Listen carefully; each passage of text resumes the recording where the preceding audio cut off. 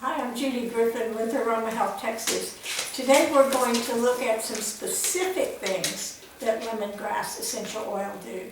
It has many properties, but today we're going to look at hyperactivity, restless legs, anxiety, and lymphatic drainage. Lemongrass, even though it has, that citrusy high note where you smell it and it seems like it's very uplifting, it also regulates the GABAergic system in the body, which GABA regulates the brain. And it regulates the brain neurons to reduce excitation. So it's calming. It promotes relaxation. It's going to naturally reduce anxiety, just smelling it, ADHD, and it regulates the central nervous system, which is very important. So as it works those neuronal system in the brain to keep it calm, it helps to increase our concentration and clear that mental chatter that can go on. It increases in attention span and it increases memory. It helps also to increase serotonin. When it does that, serotonin in the brain is what makes you feel good, and it makes you happy, and it's more relaxing, and it reduces restless legs, because restless legs has been related to serotonin deficiency or need for. Sometimes these major brain neurochemicals can also, neurotransmitters can not last long enough in the system, or is not necessarily a deficiency. You may produce enough, but it just doesn't get where it needs to go or last as long as it needs to. Lemongrass can help you do that. Here's some right here that we didn't distill or make tea from yet. So when you reduce all these things in the body and actually increase serotonin, you can reduce headaches, and you can reduce pain, spasms, inflammation that causes swelling, and it enhances the lymphatic cleansing. You're going to hurt yourself on that. Those are kind of, it's all right. They're kind of, these can cut you. You have to be careful.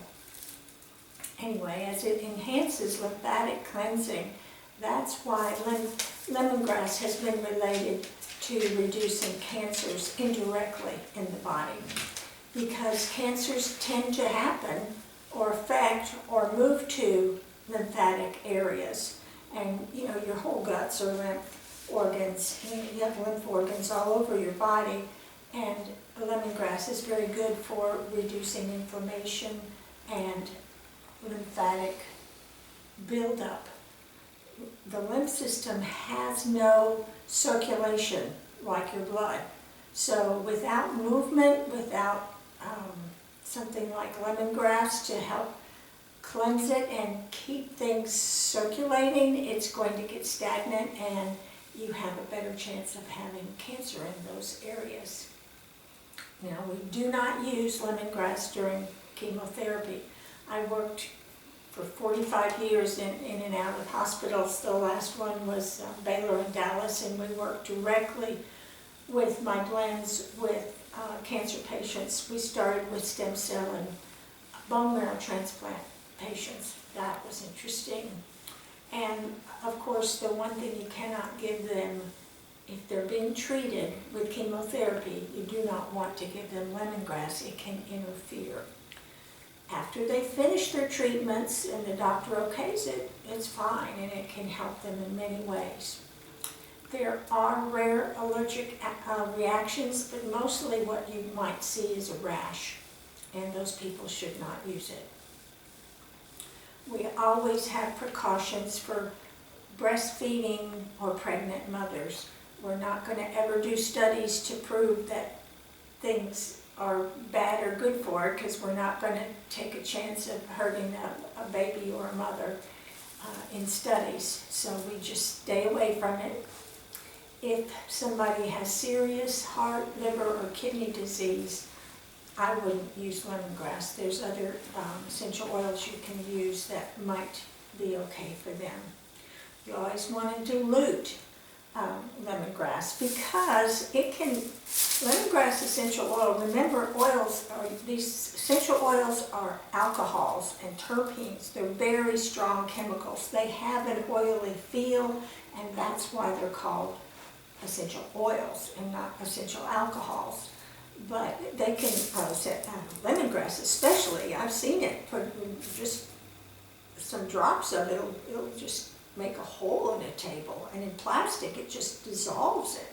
So it's very strong. You always want to dilute lemongrass essential oil, and you want to put it in a carrier oil, which would be an oil good for your skin, jojoba, sweet almond oil, olive oil, something like that. And you never want to use it diluted, and I do not recommend it being used internally. You know, aromatherapy is about smelling. It's not about drinking. You don't have to put everything in your mouth. You can make lemongrass tea. You can, do a lemongrass something else in your cooking and such like that. That's fine, but you do not need to use essential oils internally. It can cause damage. So if you're going to have lemon water in the morning, don't use the essential oils. Use real lemon. And you want to massage your lemongrass dilution on unbroken skin, and preferably clean.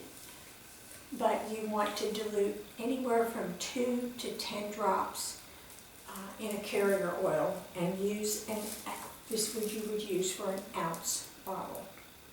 2 to 10 drops. It's strong. Really, 10 drops is a lot. I wouldn't use 10 drops if you're going to use it for a child. And you always wait, at least 3 hours if you can, but longer, to allow the essential oil to get into the carrier oil that you have. You can gently mix it like that. You keep it out of light. You keep it in a dark bottle. Amber is the best, and glass is best for lemongrass essential oil. They have PET plastic, which essential oils can do well in, but I'm just telling you, for lemongrass I would use glass. And I use small bottles for my essential oils to keep essential oils in, because as you use them, where there's oxygen that gets in there, as you have less and less in your bottle, you lose the potency of the essential oil and also the smell. And with citrus oils like lemongrass oil, it goes stale. So use it in small amounts, in small bottles. Keep it refrigerated, because it will get stale otherwise. And in blends, we use lemongrass as a high note. And that means that's the one that you smell when you first open a bottle of your blend or put it on your skin. We use 30%, up to 30%, again with lemongrass, even as a high note, where you just use 30% of your 1 ounce blend, which would be about 9 drops. You probably don't need that much. So use it, try a little bit at a time. Start with your low note, always start with your low note. That's your base, the base of your heavy essential oil, like a root or something like that, sandalwood. Those are all bases. Then you put your heart note in there. Your heart note could be any of your herbal ones, rosemary, sage, lavender, rose. That's your middle note, that's your heart note, that's what you're really working your blend to do, and then you put your lemongrass on it, your high note, just to bring it all out. So with lemongrass, when I'm making a blend, I don't just say, well, 30% is 9 drops. I go ahead and just put a few drops in there at a time, and wait a little while, keep it tightly capped, and even 15-20 minutes, and you can tell if you really need to put 9 drops in there. You might not want to. Now you can use lemongrass essential oil. I can't think of any essential oil it doesn't do well with. It blends well with anything, and it brings out the smell of a blend. So if you have a blend that's, it's been sitting around a while, and it just doesn't have that pizzazz, and it doesn't smell as good as it used to, it doesn't do for me what it used to, put just a drop or two of lemongrass in your blend, and it'll pick it up, okay?